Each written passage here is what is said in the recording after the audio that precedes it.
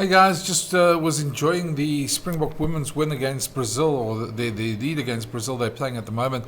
When shock news came into my inbox, it just went into my inbox.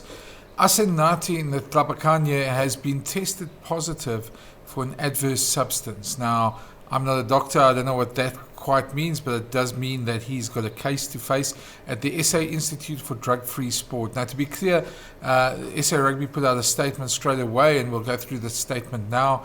But first thing to say about that is that it doesn't seem to be a steroid. It seems to be a non-performance enhancing substance, and there may well be an explanation for it. I don't know. I'm not sure. We'll have to. It's going to be very interesting to see, because the Boks have already lost Frans Malherbe, tight head. They're sitting with the problems at loose head as well, with Gerard Steenekamp and Tutuku Mchunu also out of at the moment with injury, and so there's a lot of talk going there about the depth of the Boks squad at the moment, and he certainly would have been up to touring as well. So a bit of a blow there for the Boks there on that account. This is what dropped into my inbox now. Asenathi Tlabakanye, adverse analytic finding.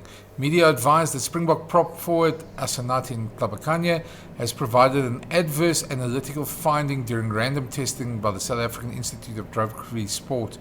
To assist the media, please note the following, and then they go into a couple of points they want to make, which we'll look at right now. Now, these are the points that SA Rugby have made in their statement. They want to say, one, first of all, that Tlabakanye disputes that he's committed an anti-doping violation. Two, the non-performance enhancing substance for which he tested positive was prescribed by a specialist physician early in 2025 for medical reasons, and taken with the approval and supervision of a medical doctor specifically appointed to manage the medical affairs of professional rugby players. So it sounds like SA Rugby knew about it. It was prescribed for him. He did it openly. It was done all above board, according to this, if this is all true. And then Tlabakanye was transparent in his declarations, acted in good faith at all times, followed the medical due process as prescribed by the industry. He relied on the relevant professional medical advice, and at no time did he seek to obtain an unfair advantage, nor did he take any medical substance without prior medical authorization. And because of this, Tlabakanye will not be considered for the forthcoming tour of New Zealand to allow the player to concentrate on defending his case. They go on to say media should note that neither the player nor coaches will comment or respond to questions on the matter until the process has run its course. So first things first, these type of things do happen, but I mean, if this is the case, and if we are to believe Asenathi's story, and I say this because I say any time with doping offences, with a certain amount of skepticism anyway, but it sounds like from this, SA Rugby wouldn't have put a statement out like this if they weren't confident about it. So, what do we make of this? It'd be interesting to see how this comes about. It's obviously a huge blow for the Springboks as well, because they don't have much depth at prop at the moment. So, and it's another distraction which they don't really need at this stage. But saying that, there's going to be a section of the public that's probably not going to believe him.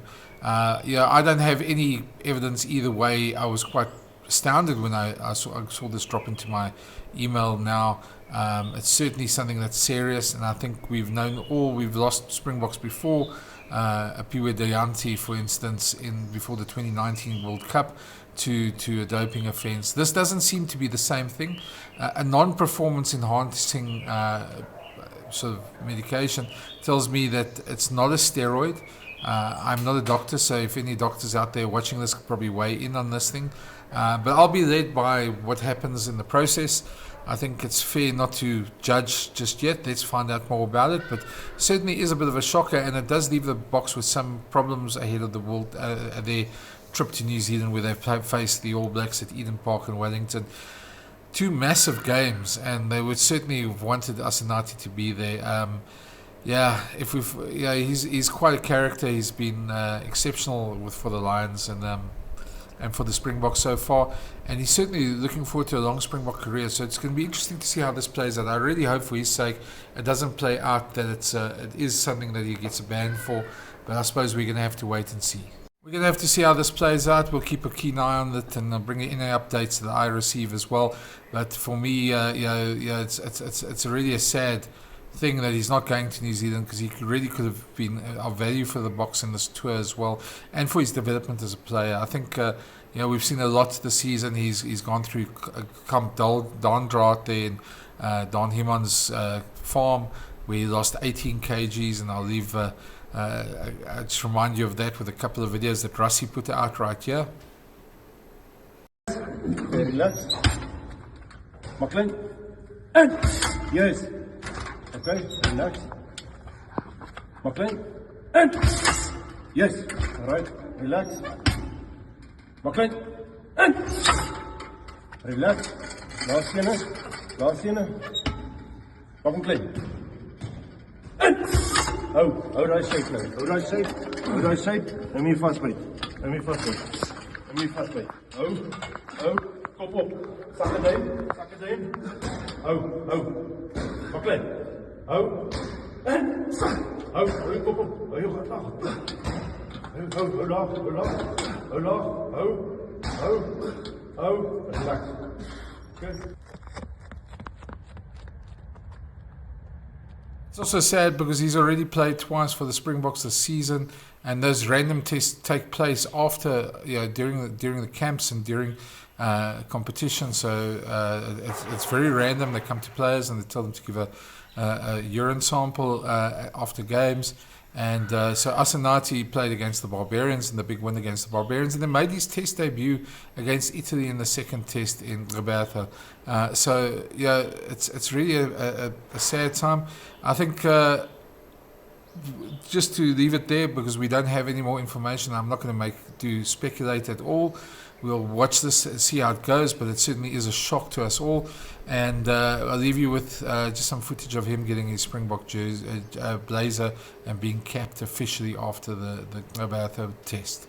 That's it for this one. But let me know in the comments your thoughts. If you've got any medical knowledge, please don't speculate more than it should be, because often these things are a bit more complicated than we know.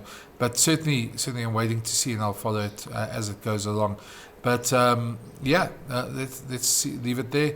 If you haven't already, please hit that subscribe button and thumbs up. It helps us grow the channel, and there'll be more videos like this. So keep an eye out on this channel. Thanks for watching, and chat to you soon.